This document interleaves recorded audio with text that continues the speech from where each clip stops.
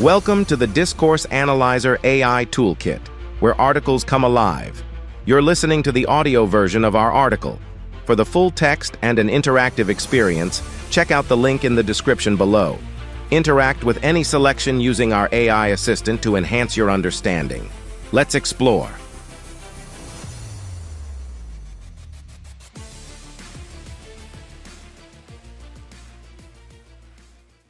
Social inequality in discourse analysis. Social inequality in discourse analysis refers to the ways in which language reflects, reinforces, or challenges unequal power relations and disparities within society.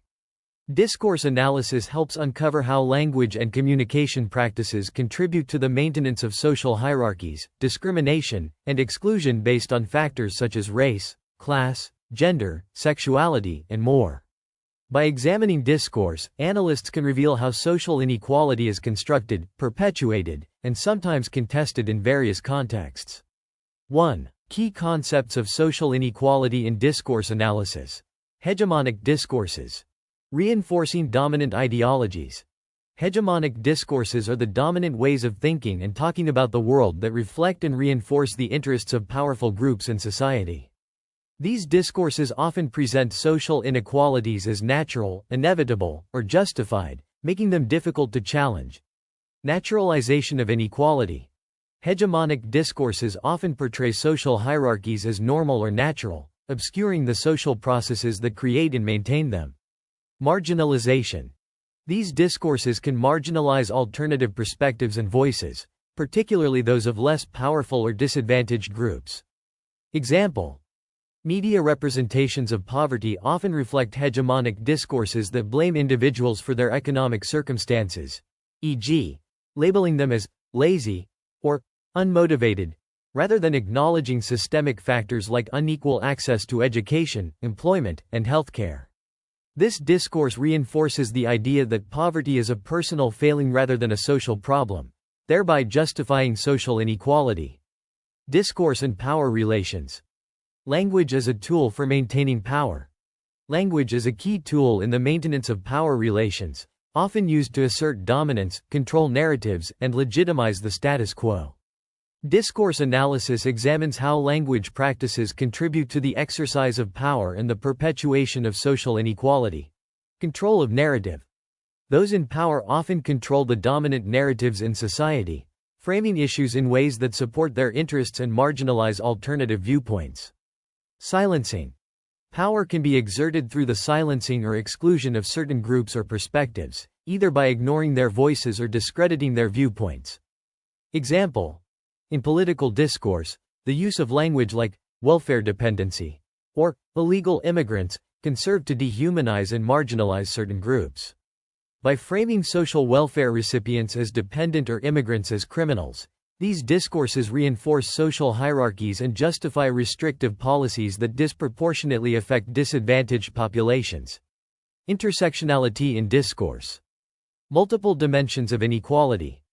Intersectionality refers to the way different forms of social inequality, such as race, gender, class, and sexuality, intersect and interact.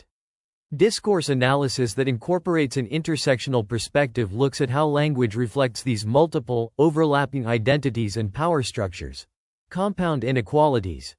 Intersectional discourse analysis reveals how different identities and social positions combine to produce unique experiences of inequality and discrimination. Visibility and invisibility. Certain identities or experiences may be rendered invisible in dominant discourses, while others are hyper-visible or stereotyped in ways that reinforce inequality. Example: in workplace discourse, an intersectional analysis might examine how language practices contribute to the marginalization of women of color.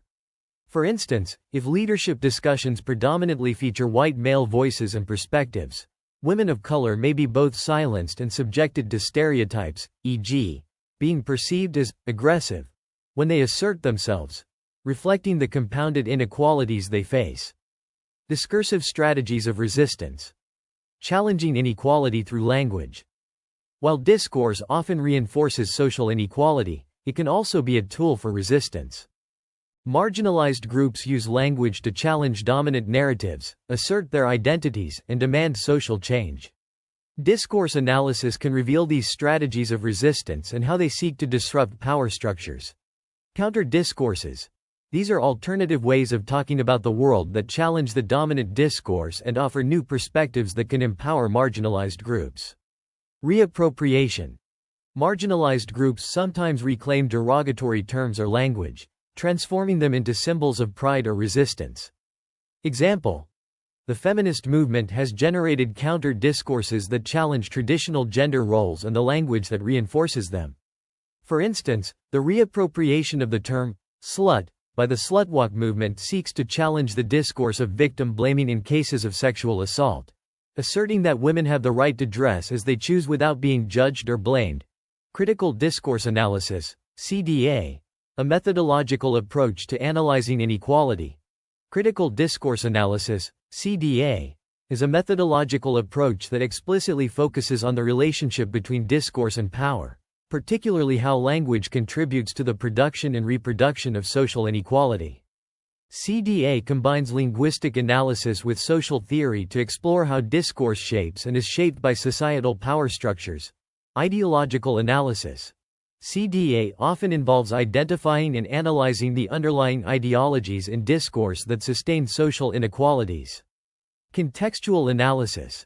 CDA considers the broader social, historical, and political contexts in which discourse is produced and consumed, recognizing that discourse is both a product of and a contributor to social structures. Example: a CDA approach to analyzing news media might reveal how the language used to describe protests differs depending on the participant's race or social class. For instance, protests by marginalized groups might be labeled as riots or violent in ways that delegitimize their grievances, while similar actions by more privileged groups might be framed as demonstrations or exercising free speech. 2. Examples of social inequality in discourse analysis. Example 1. Gendered language in the workplace.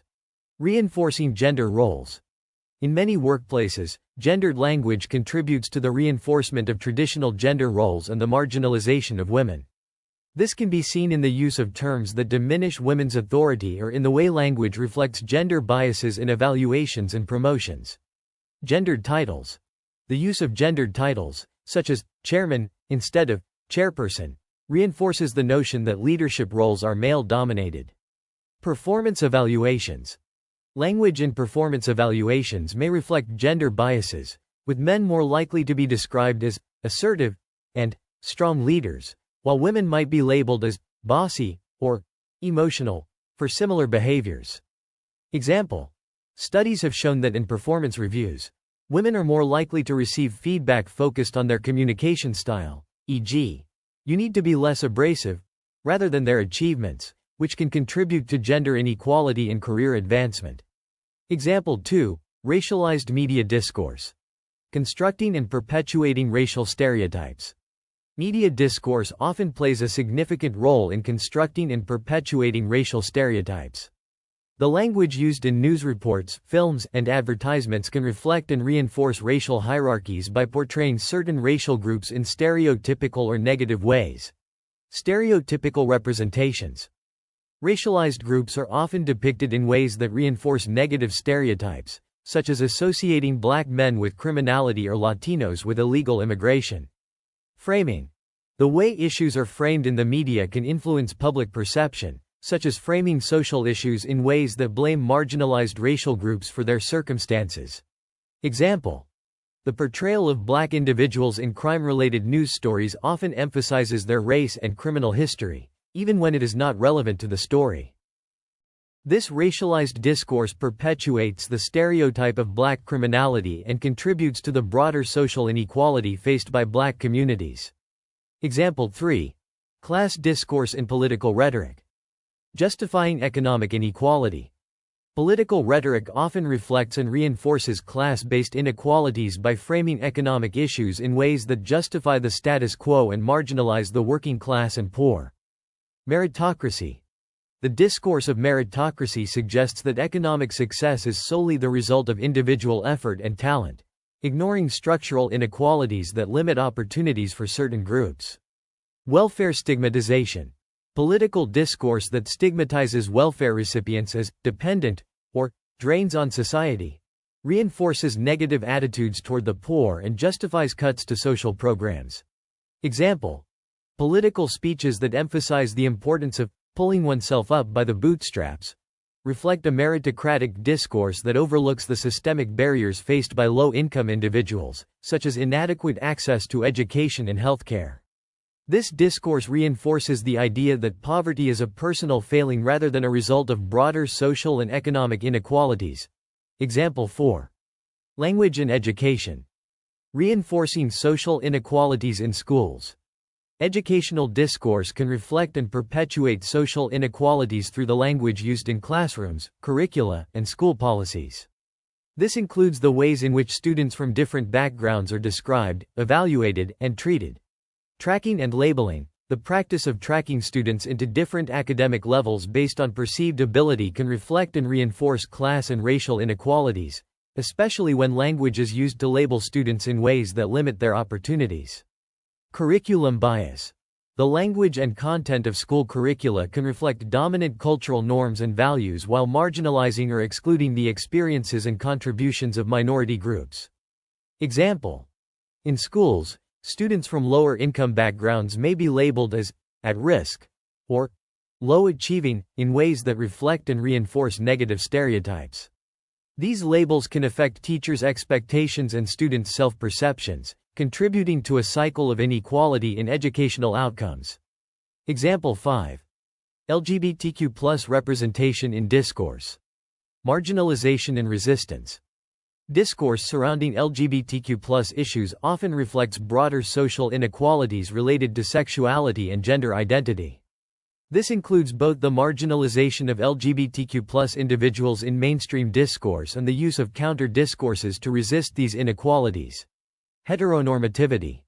Many discourses assume heterosexuality as the norm, marginalizing or erasing LGBTQ+ identities and experiences. This can be seen in the way relationships are portrayed in media or discussed in public policy. Resistance and reappropriation. LGBTQ+ communities often develop counter-discourses that challenge heteronormativity and assert their identities. This includes reappropriating derogatory terms or creating new language to describe their experiences. Example: the term queer, once used as a slur, has been reappropriated by LGBTQ+ activists and scholars as a term of empowerment and resistance. This shift reflects a broader counter-discourse that challenges heteronormativity and the marginalization of non-heterosexual identities. Conclusion. Social inequality is deeply embedded in discourse, shaping and reflecting the power dynamics, norms, and values of society. Through discourse analysis, we can uncover the ways in which language perpetuates social hierarchies and marginalizes certain groups, as well as how marginalized groups use language to resist and challenge inequality. Whether in media representations, political rhetoric, educational practices, or everyday interactions, discourse plays a crucial role in both maintaining and contesting social inequality. Understanding these dynamics is essential for addressing and ultimately reducing social disparities in various contexts. Frequently asked questions. What is social inequality in discourse analysis? Social inequality in discourse analysis refers to the ways in which language reflects, reinforces, or challenges unequal power relations and disparities within society. Discourse analysis reveals how social hierarchies, discrimination, and exclusion are constructed and maintained through language, often based on factors such as race, class, gender, sexuality, and more. How do hegemonic discourses contribute to social inequality? Hegemonic discourses are dominant ways of thinking and talking that reflect the interests of powerful groups. They often present social inequalities as natural, inevitable, or justified, making them difficult to challenge. For instance, media might depict poverty as a result of personal failure rather than systemic issues, thereby reinforcing social hierarchies and justifying inequality. How does language serve as a tool for maintaining power in society? Language is a key tool for maintaining power by controlling narratives and marginalizing certain voices.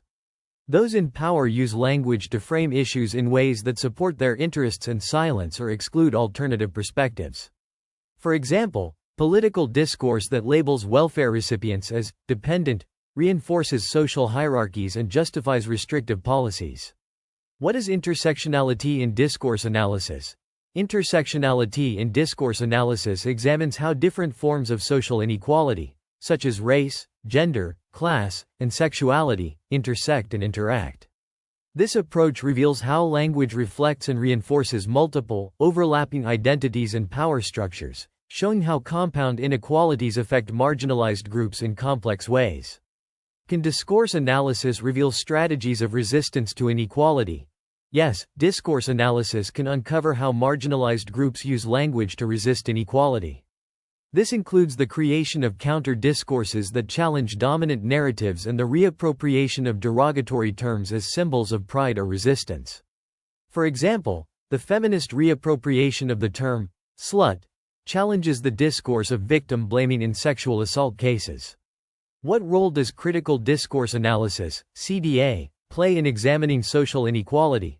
Critical discourse analysis, CDA, is a methodological approach that focuses on how discourse contributes to the production and reproduction of social inequality. CDA combines linguistic analysis with social theory to explore how power relations are embedded in language and how discourse shapes societal structures. How does gendered language in the workplace reinforce social inequality? Gendered language in the workplace can reinforce traditional gender roles and marginalize women. For instance, using gendered titles like chairman, or describing men as assertive and women as bossy, for similar behaviors reflects and perpetuates gender biases, contributing to inequality and career advancement. How does racialized media discourse contribute to social inequality?